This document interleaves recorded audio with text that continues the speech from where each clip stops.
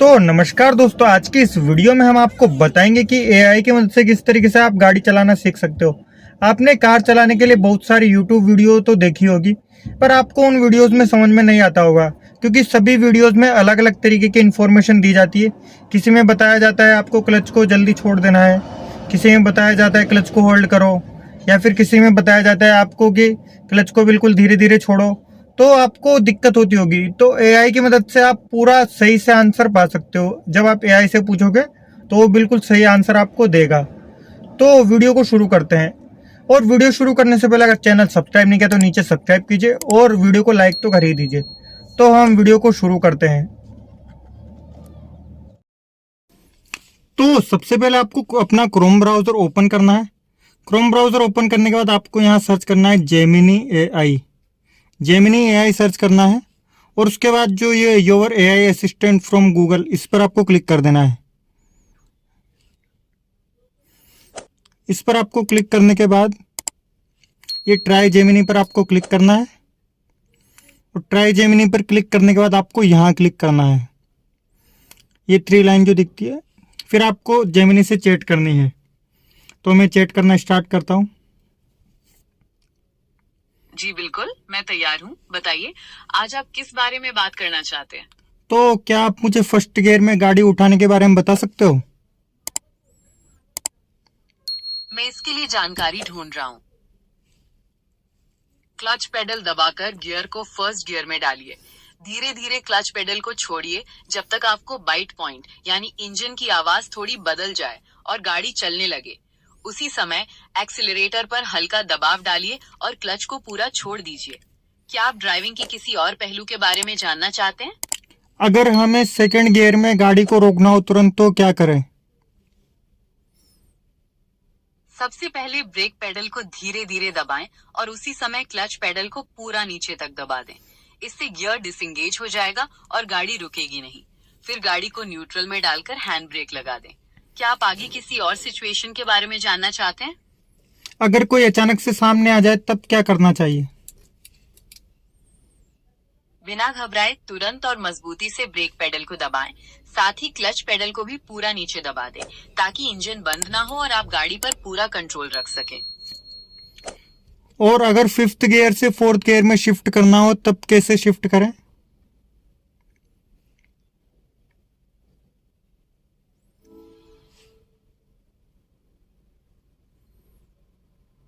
Accelerator से पैर हटाकर क्लच पेडल को पूरा नीचे दबाएं। इसके बाद गियर लिवर को 5th गियर से न्यूट्रल में लाकर 4th गियर में डालें। आप धीरे धीरे क्लच पेडल को छोड़ें और जरूरत के मुताबिक एक्सीलरेटर का इस्तेमाल करें। Okay Gemini. और अगर कभी जैसे गाड़ी झटके खाती है, मतलब, तो क्या करें? गाड़ी झटके खाने का मतलब है कि या तो गियर सही नहीं है या फिर क्लच और एक्सीलरेटर का तालमेल सही नहीं बैठ रहा।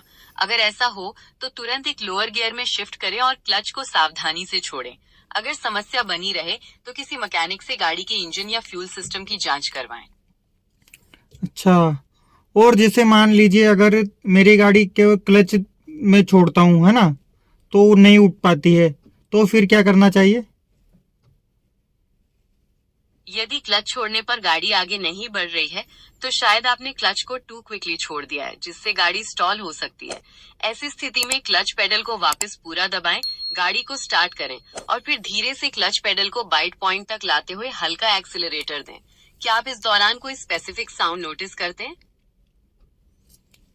स्पेसिफिक साउंड तो मुझे हल्का हल्का इंजन का ही आता है, और बस। अगर केवल इंजन की आवाज आ रही है तो इसका मतलब है कि क्लच अभी पूरी तरह से एंगेज नहीं हुआ है। उस बाइट पॉइंट को थोड़ा होल्ड करें और एक्सीलरेटर को थोड़ा बढ़ाकर पावर दें। Okay Gemini.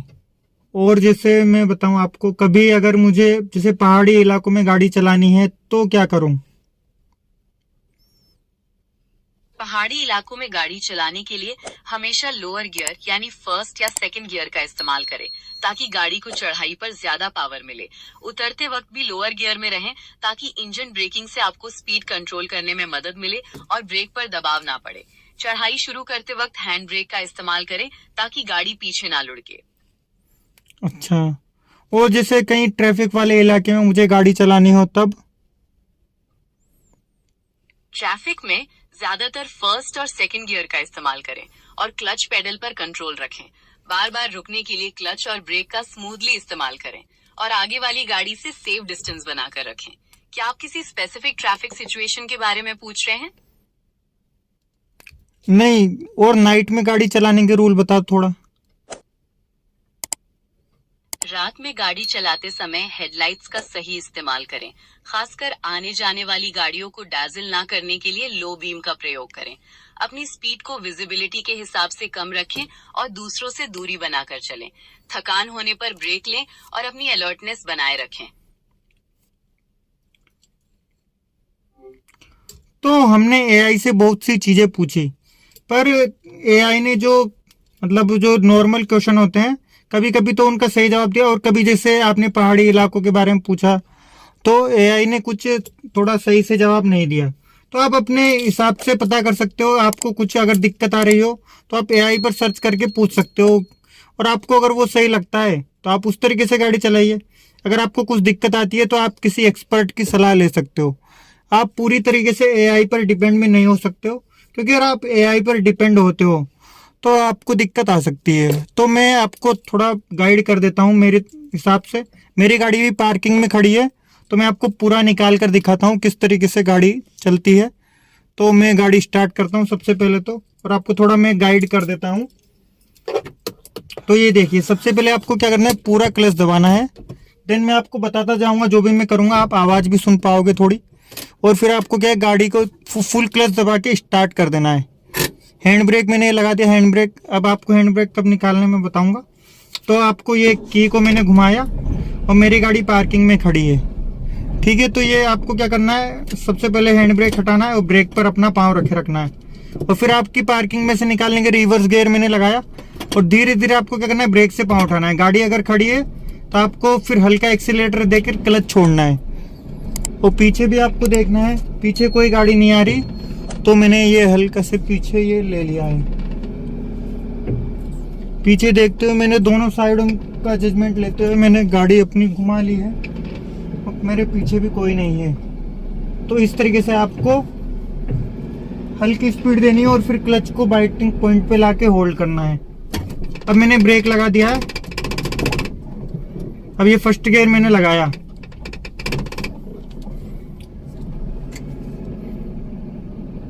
फर्स्ट गियर लगा के मैंने वैसे ही गाड़ी उठाई जैसे बैक में ली थी। अब मेरी गाड़ी थोड़ी स्पीड पकड़ने लगी है। अब मैंने ये सेकंड गियर लगा दिया। अब मैंने वापस से फर्स्ट गियर करना पड़ा, क्योंकि मेरी गाड़ी की स्पीड बहुत धीरे है। तो फर्स्ट गियर में ही चलने देते हैं अभी के लिए। तो ये देखिए, फर्स्ट गियर में मैंने चलाई।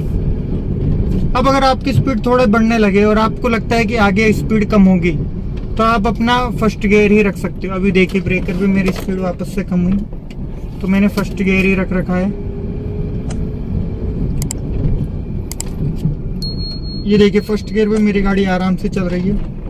अगर ब्रेकर आ रहा है तो मैं क्लच का फुल इस्तेमाल करता हूँ, बहुत धीरे गाड़ी होने पर। तो कुछ इस तरीके से। तो ये देखिए, फर्स्ट गियर में मैंने गाड़ी को यहाँ घुमा लिया। अब मेरी स्पीड थोड़ी बढ़ेगी, तो मैंने गियर को सेकंड कर दिया है। ये देखिए, मैंने सेकंड गियर लगा दिया है क्लच को फुल दबा के, और फिर मैंने सेकंड गियर लगा के तुरंत क्लच को छोड़ दिया है।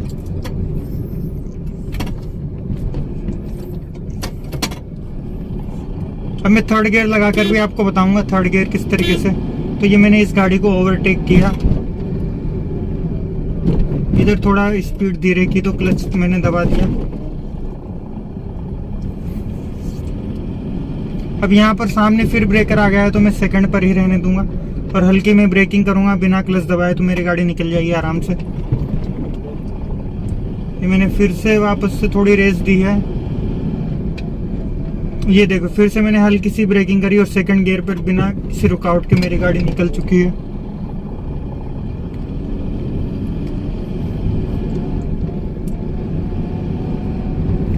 तो अभी मैं जैसे ही खुली रोड पर आऊंगा, अभी यहाँ पर ब्रेकर आ रहे हैं। ये देखिए, एक और ब्रेकर आया, तो मैंने ये देखिए, ये सेकंड गियर में मैंने मेरी गाड़ी निकाल ली है। और अब मैं थर्ड गियर लगाता हूँ। ये देखिए मेरी गाड़ी की स्पीड थोड़ी ज़्यादा हो चुकी है, तो अब मैंने ये थर्ड गियर लगा दिया है। तो इस तरीके से आपको मैं फोर्थ गियर भी लगाकर आपको बता दूंगा। ये देखिए, ये अभी मेरी गाड़ी की स्पीड बहुत कम है, तो मैं फोर्थ गियर नहीं लगा सकता। फोर्थ गियर के लिए आपको 40 से ज़्यादा की स्पीड होनी चाहिए। तो आप अगर सीख ही रहे हो तो आप थर्ड गियर तक ही चलाएं, वो सबसे अच्छा तरीका रहता है।